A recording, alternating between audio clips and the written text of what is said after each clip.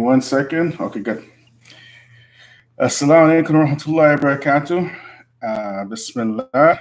Wassalatu wassalamu rasulullah wa ba'd. In the name of Allah, and may the peace and blessings of Allah be upon his last and final messenger as to what follows.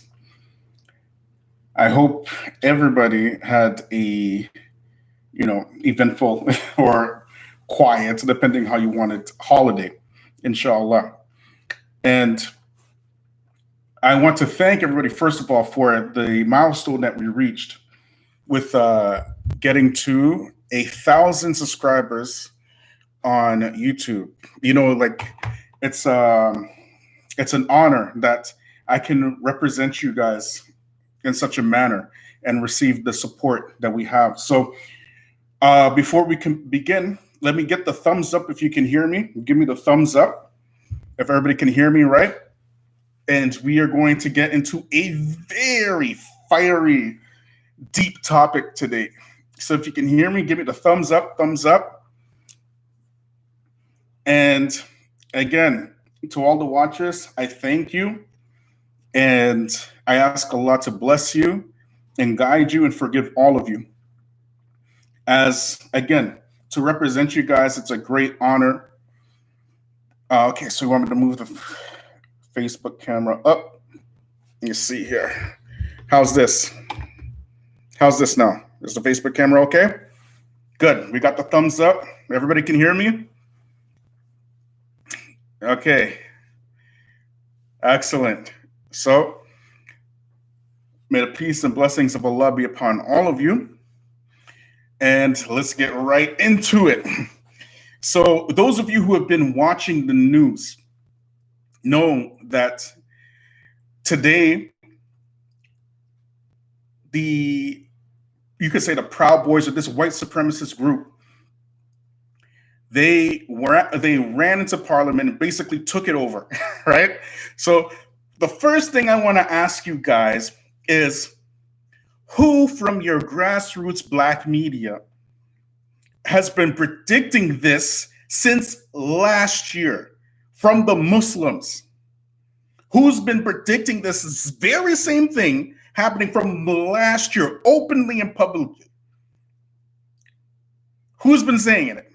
I'm just saying. I'm just saying. Yes, exactly.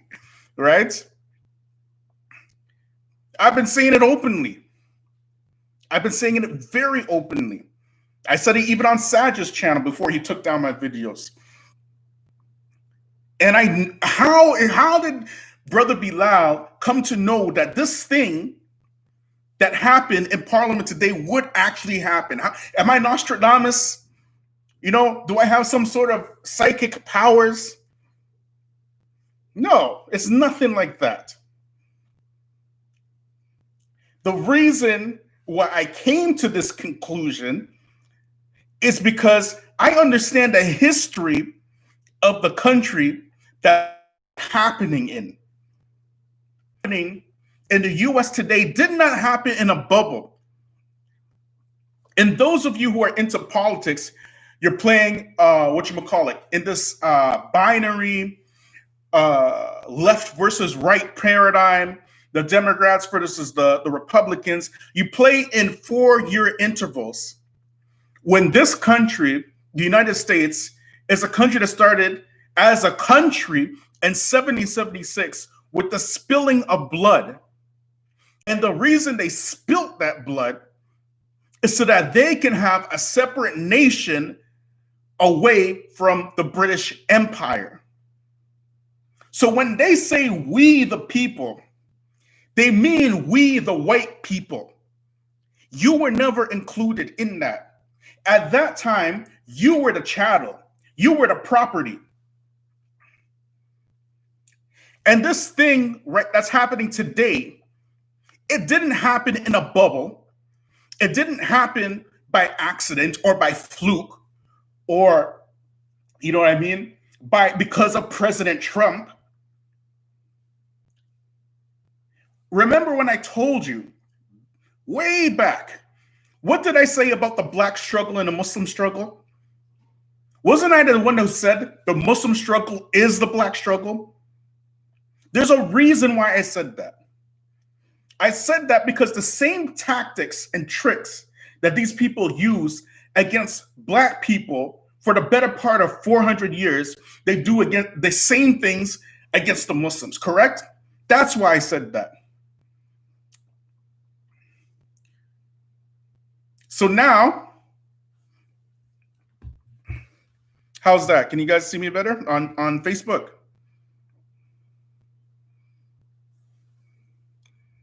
Okay.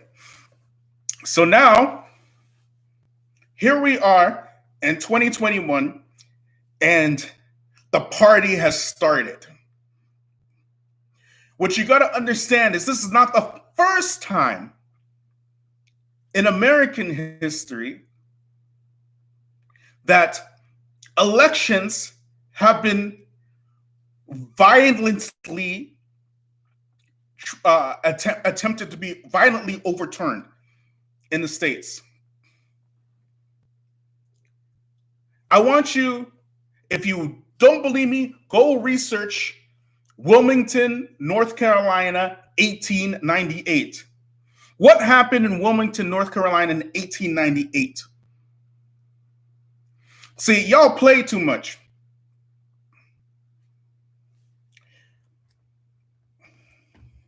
Y'all play too much. You think that these white supremacists are your friends. When Allah says in the Quran, what did he say about Shaitan?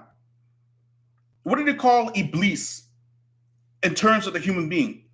He said he's a du'um being, correct? He's an open enemy. These people are open enemies to us. They're not shy to let you know how much they hate you. And they're not even embarrassed, or they won't even think twice about oppressing the darkest peoples of the earth.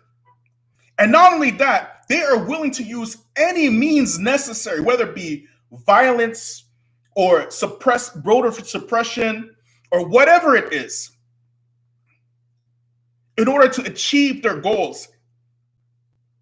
While I was the one who told you that the Muslims are woefully prepared for this. As a matter of fact, from the black grassroots and the black kuffar, they're much more prepared for this than we are. Now, I'm going to tell you a story about Malcolm X, and I'm going to tie this in, inshallah. And everything I'm telling you is true about Malcolm X, rahimahullah. Now, Malcolm, first of all, Malcolm X, he was about 50 years ahead of his time, a whole half century ahead of his time. People just weren't ready for him. But during the time that Malcolm was having his tiff between him and Elijah Muhammad, during that time, right? And Elijah Muhammad's sons and his close compatriots were trying to cause a rift through jealousy and envy between Elijah Muhammad and Malcolm X. So Elijah Muhammad gave an order to all the ministers in the Nation of Islam at that time when John F. Kennedy was assassinated. Everybody give me the thumbs up, please. Give me the thumbs up. Please like, please subscribe, please share. If you're not on my YouTube, if you haven't already subscribed to my YouTube channel, subscribe to my YouTube, and please hit me up on Patreon. This is your black grassroots, your Muslim grassroots media. We're making things happen. We got 1,000 subscribers on YouTube right now, and already, all right, already the hate has started. People already made videos about me already, you know, and we got to expect that. So it's important for you to support this channel. But anyway, back to Malcolm X. Back to Malcolm X. So Elijah Muhammad, he gave this order for all the ministers not to talk about the death of John F. Kennedy. Don't say anything, right? So Malcolm, he was asked in the media,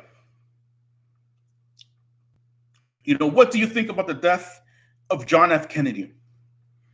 And he said, and I'm quoting, "It's a case of chickens coming home to roost." Now, this is how far ahead Malcolm was at his time. When you hear this statement, a lot of people, they don't get it. They don't grasp what Malcolm is saying here. Chickens coming home to roost? I don't get it. I don't understand. What does he mean, chickens coming home to roost? But he was so just light years ahead of the people in his time. That's what made him so incredibly scary at that time. And if he was alive today, he'd be even scarier. Rahimahullah. What does it mean? What was he talking about? Chickens coming home to roost. You see, the United States government had a history since World War II of going to other darker nations, the darker skinned nations of the planet, whether it be South or Central America or in Africa or whatnot, and assassinating their leaders. Malcolm used to appreciate Patrice Lumumba. He used to love Patrice Lumumba. He used to talk about him in his lectures, actually. Right? Who assassinated Patrice Lumumba? Who was the hidden hand behind the coup that happened in the Congo that caused Patrice Lumumba to be overthrown, tortured, and mutilated and killed? It was the United States government. So when Malcolm was saying that this is a case of chickens coming home to roost, what was he saying? He was saying that those same assassins that you were sending all over the world to assassinate the leaders of the world who were not with your program have now come home and taken out your own. They have come home to roost. That's what he was saying. And today, on January 6th, 2021, in the US Parliament, I'm telling you, the chickens have come home to roost. You see what's happening here? How many countries has the United States government put their fingers in and caused coups and chaos all over the world? Not to mention their own country. This is not the first time this happened in the States. It's not the first time. 1898, Wilmington, North Carolina. Look it up. When all those black politicians were voted in a legal election, what did these white supremacists do? What did they do? They came with their guns. Just like these people came into the parliament with their guns blazing, kicked these legally elected officials out of the parliament in North Carolina and put their own people in. Just history repeating itself. Everybody, thumbs up, like, share, please. Thumbs up, like, share, and hit me up on Patreon as well. If you haven't subscribed to my channel on YouTube, please subscribe to my YouTube channel.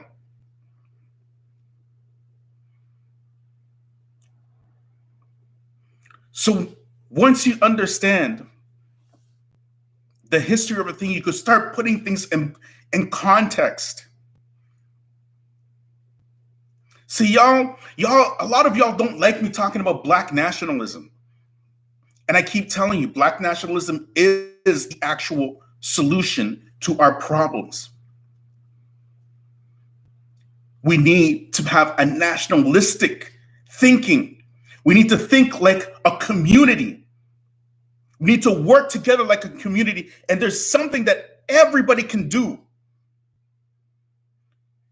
Everybody has a part to play in building this community, no matter how small it is. But if you think that your existence is to be a part of a nation that hates you, you will never build for yourself. Never. You're running around like sheep. Just sheep, bang at every call of your white shepherd.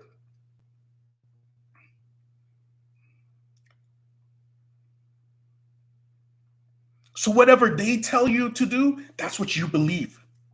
These white supremacists, you love them so much. So much. So now what are you going to say now? I've told you guys at the time when it was announced that Joe Biden, had won the election, I said, that's not a win. How is that a win? You just traded one white supremacist for another white supremacist. That's number one. Number two, you're playing this left-right game, this democracy game, like you're somehow, doing something with your votes and stuff. 35% of Muslims voted for Trump. 35%. Look what's happening in the States right now. 35% of the Muslims who voted for Trump. That's more than Black people. That's more than brown people. Okay? That's the first thing. The second thing is over 70 million people voted for Donald Trump in a loss. Do you know how much 70 million people is? 70 million? That's twice the amount of people in Canada. 70 million? And we're not just talking regular people. We're talking about well-established, well-armed people with ownership. They own land, vehicles, weapons. And so you find on social media today, what are people saying? They're saying, oh, if it was Black Lives Matter, the police would, if Black Lives Matter went into parliament, the police would be giving that work, showing that work. Let me tell you something, guys. Remember I was talking about the CIA and how they ran across the world and started assassinating the world's leaders. And now some of you talking about the police and Black Lives Matter protesters and peaceful protesting, all this peaceful protesting and whatnot. I'm going to explain something to you, all right? The CIA, the FBI, the police and law enforcement was never, ever, ever infiltrated by white supremacists. Okay, that's a lie. To say that the CIA, the FBI, and the police were infiltrated by the KKK and white supremacist groups, that is a lie. That is not true. They were never infiltrated by the KKK. They were never infiltrated by white supremacist groups. Let me tell you something, okay? If you have a key to your own house and you put the key into the door of your house and you turn that key and you open the door and you enter your house, have you infiltrated your own house?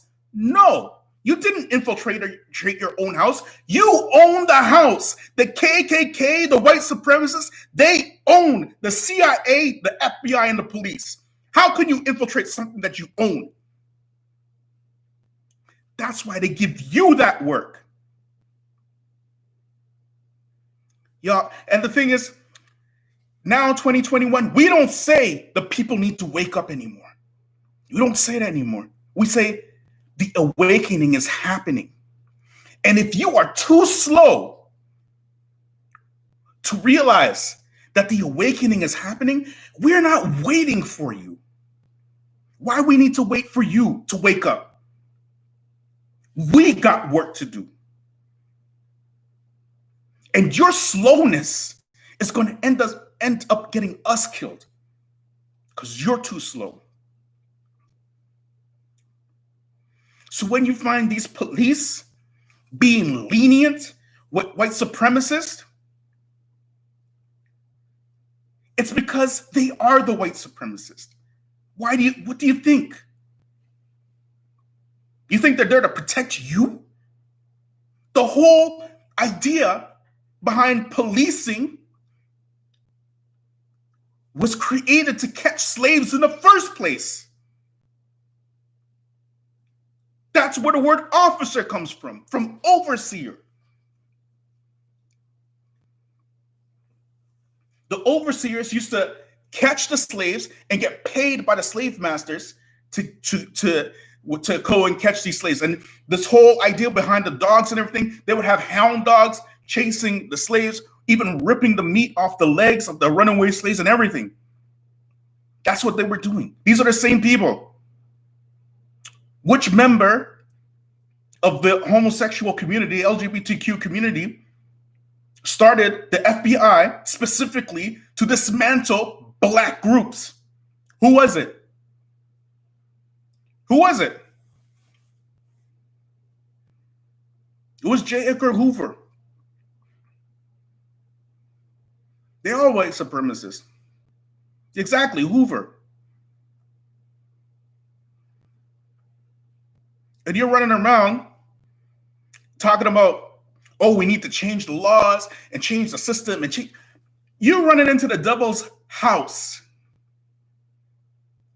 asking the devil in his own house to change his rules. And now you're seeing the results of you trying to participate with white supremacists. Everybody, give me the thumbs up, please. Give me the thumbs up. Give me the thumbs up, thumbs up, thumbs up. Like, subscribe, share. Yes, Hoover was gay. Yes. Yes, Rhoda. Wa alaikum salam wa rahmatullahi wa barakatuh. Yes. He was gay. And his first order of business when he started the FBI was taking out Marcus Garvey. Yes. So now you see police with the Proud Boys. And what did the Proud Boys do today? You know, they turned on the police, didn't they? They turned on the police. Why? Why would you think that is? You're trying to reason with people who can't be reasoned with. You're trying to find the humanity in people who are not human. They just caricatures of human beings. They look like a human, you know what I mean? They have the shape of a human. They have arms and legs, and they bleed like human beings, but they're not human beings. You're trying to reason with that? You're trying to reason with that? Then you have these so-called imams and du'at and whatever. When you tell them about your Black problems, they always tell you the same thing. Yes, there's racism, there's racism, but, don't hate the racist because you will be a racist too if you do that. Yeah, you go for that. You keep going for that. Those of you who are slow will get left behind. Now I'm going to tell you something about Beni Israel, the people of Israel, okay, and Musa. According to the Israeliyat, okay, how long were these people enslaved for? From the Egyptians. How long were they enslaved for? It's 400 years, right? How long have black people been suffering in this enslaving system for?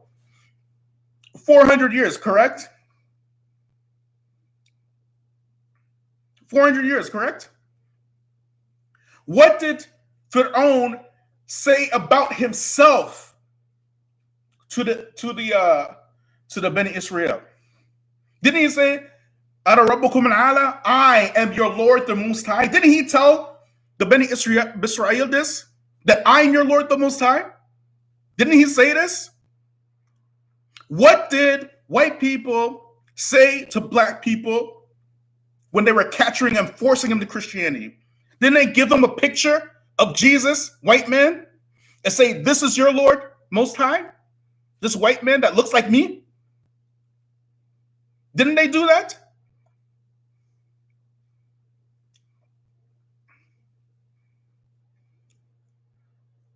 When Musa came to Fir'aun, did he say to him, let's integrate, let's be brothers, our brothers from the Egyptians, our brothers from the Egyptians? Let's not hate each other. Let's unite in humanity. Did he say that? Or did he say, "Let my people go"? You coming around talking about, let's be brothers, let's unite. You know what I mean? What are you saying? What Quran are you reading? What hadith are you reading? Like, where are you getting this from? And you're looking at me like I'm crazy. Are we reading the same Quran here? Unite with your oppressor? Don't hate your oppressor, because if you hate your oppressor, you're going to be the racist? That's what the Quran says? You're being played. And because of your lack of action and spending your wealth on donating to the Masjid Fund and learning Usul al-Thalatha 3 years in a row, now you are woefully behind, because you had the Quran, you had the Sunnah. Either you didn't read both, or you read and you didn't reflect. But guess what? Fir'aun himself was a powerful enemy. Was he not? He had the Beni Israel locked down. So much so that when Musa was calling them to leave, so many of them didn't want to leave. Isn't that not like you, black people? You don't want to leave. You don't want to leave these good white supremacists. You don't want to form your own nation. That's nationalism. That's calling to nationalism. And all your scholars, all of them, every last one of them is nationalistic. But no nationalism for you, though. No nationalism for you. The Saudi scholars you love so much, getting paid by the Saudi government to give fatwa to Saudis. But no nationalism for you, though. A people without a nation. A nationless people. People who are brought here as chattel and property, watching everybody around them get reparations and getting the benefits of programs that were set specifically for them. Look at what happened with affirmative action. Over 50% of affirmative action programs go to who? White women. The other bulk goes to brown people. Pakistanis and Indians come and take advantage of affirmative action. You know how much black people, this affirmative action was specifically meant for Black people, a program specific for Black people, how much do Black people benefit from affirmative action? Do you know? I'm going to tell you. I'm going to tell you. 0.9%. They build you the programs. They say they're going to give you this program, and they find ways to take it away from you. They try to say, oh yeah, we're going to let you vote. And in 2021, look what happened in Georgia. 198,000 Black people were deregistered from voting. And you want to change some laws? You're out of your mind. You're like the Beni Israel who didn't want to leave Fir'aun. You're too comfortable with your oppression. That's your problem. You're talking about an open enemy, not even like these people are just devilish. Everybody, thumbs up, share, like, subscribe, and hit me up on Patreon. Hit me up on Patreon. Like I said, the haters have already started on the YouTube channel. They already made videos and all kind of stuff. And as much as we grow, we gotta be smart, intelligent people to know that yes, the hate is coming. As long as we keep growing, the more we grow, the more that the hate will come. So we gotta be smart and intelligent enough to know this. And we got to keep building. And we can't wait for slow people to wake up. The awakening is happening with or without them. Just like the Beni Israel. Those people who didn't want to leave. What happened when with Musa and the Beni Israel, when they worshiped the calf? What did Allah order them to do? Did he not order them to kill themselves for doing that? Allah saved you from your oppressor, and then you end up worshiping a cow on top of that? How many Black people now in this day and age are leaving Christianity not to become Muslim, but to become voodoo, hoodoo, spirituality, and all that kind of stuff? It's the same thing. It's history repeating itself. Yeah. United States gave ex-slave owners reparations when slavery was abolished. Not just the United States, but Britain as well. As a matter of fact, the British slave owners got reparations for losing their slaves, and it just got paid off in 2015. So imagine, okay, these white people from Europe come to the West, claim the land. They didn't buy it. They didn't purchase it. They didn't make any deals. They said, we claim this land in the name of the Queen of England, the Queen of France, the Queen of Spain, or whatever. This is our land. Imagine how, look how, listen. You know how this depopulation thing is, right? You know, when they talk about depopulation, they only talk about depopulating you, right? Why? Because the world's resources. We need who's using up the world's resources? Is it you? Is it you, Black folk? Are you the ones who are causing all these species to go extinct? When Europeans came to the West, weren't they the ones who were slaughtering the buffalo all over the plains in order to starve the Indians out? Which animal species has ever been endangered or extinct from the hands directly and because of Black people? Name one. Name one. Is it us killing the whales? Is it us killing the dolphins? Who's doing all this? But yet you are the one who is targeted for depopulation.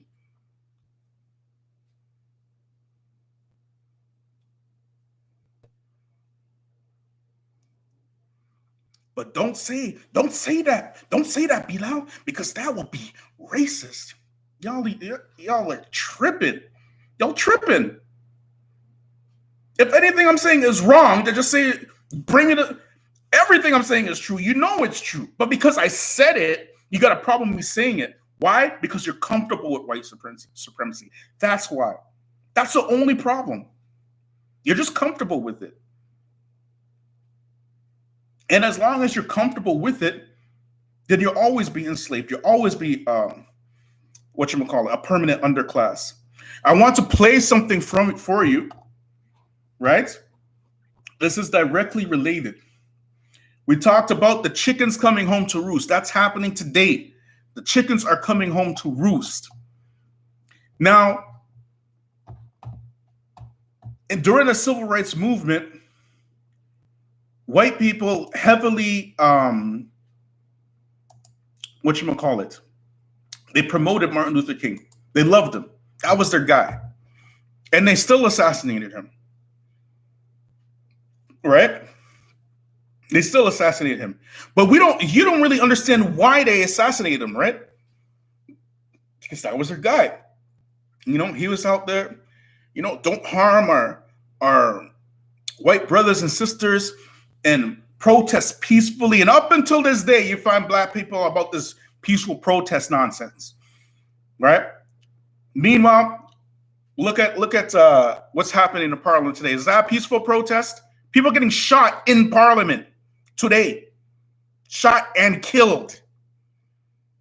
And yes, Brother Bilal has been predicting this from last year. Last year, right? I've been saying wait till January from after the elections. Like, just wait till January. Wait, don't say it. Just wait till January. I've been saying that from after the elections. And look, so anyway, Martin Luther King, why was he targeted, right? I want you to listen to this directly from Martin Luther King, and you tell me if this is the Martin Luther King that you know, that you heard about. At the very same time that America refused to give the Negro any land, through an act of Congress, our government was giving away millions of acres of land in the West and the Midwest, which meant that it was willing to undergird its white peasants from Europe with an economic floor. But not only did they give the land, they built land-grant colleges with government money to teach them how to farm. Not only that, they provided county agents to further their expertise in farming. Not only that, they provided low interest rates in order that they could mechanize their farms. Not only that, today many of these people are receiving millions of dollars in federal subsidies not to farm, and they are the very people telling the black man that he ought to lift himself by his own bootstraps. This is what we are faced with, and this is the reality. Now, when we come to Washington in this campaign, we are coming to get our check. Did you hear that? Did you guys hear that? Is that the Martin Luther King that you know? That Martin Luther King sounded more like Malcolm X. You see, when you start talking about power, that's when they get scared. Which one of your grassroots Black Muslim media has been telling you enough with the dogma, enough with this religious zealousness? We need to make power moves. Who's been telling you that? Who's been telling you that? And the ultimate power is from Allah. And Allah put in front of us a powerful enemy. So powerful that it is not even possible for us to overcome and defeat this enemy without Allah's help. Who's been telling you to make tahajjud every day? Because we can't do this without Allah. Who's been telling you to fast Mondays and Thursdays? You think I'm just talking? These are things I actually do, and I'm not saying it, just saying that to big myself. No, it's because There's no possible way that we will be united, that we will ever make any gains, that we will ever do anything of significance without Allah. And it requires massive amounts of work, and every last one of us can do something, even if it's just sharing the videos on this channel, even if it's just liking and sharing or subscribing or Patreon on the channel itself. On the channel, it's even if it's just something small like that. And there's other things. You know, we have doctors, we have engineers. There are doctors that listen to this channel. Doctors. Okay? There are a high level du'at that listen to this channel. This is your channel. This is for you. What did Martin Luther King say? He said, "We are coming for our check." And they assassinated him shortly after that. Oh, now you know. Now you know. There's a specific reason why your du'at always tell you, just talk about Tawheed, talk about Aqidah, talk about Aqidah, day and night.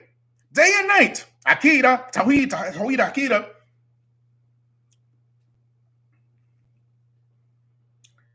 Was this the sunnah of the Prophet ﷺ? That's all he did? He went and fought jihad with Tawheed and Aqidah, not a sword? He went and dug trenches with Aqidah and Tawheed and not a shovel? Is that what he was doing? He went and gave sadaqah with Tawheed and Aqidah, not with real money, real wealth?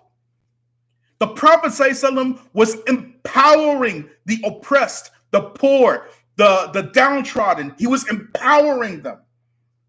Why did the Prophet ﷺ put Bilal on top of the Kaaba, this black African man on top of the Kaaba, to call the adhan?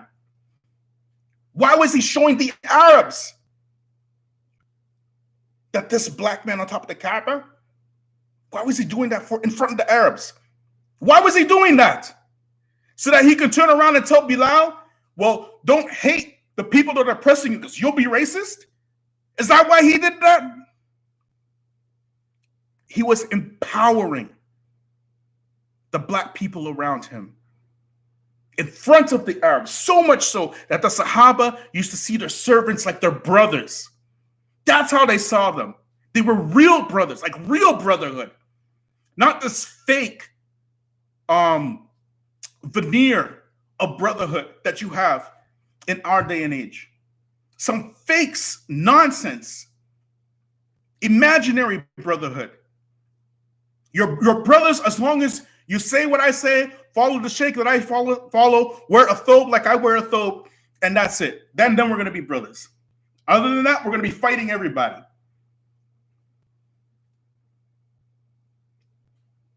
So these people have the will and the conscience, if you can call it that, to kill anybody who is not with the white supremacist program and is directly trying to raise the ranks, let alone speak against white supremacy.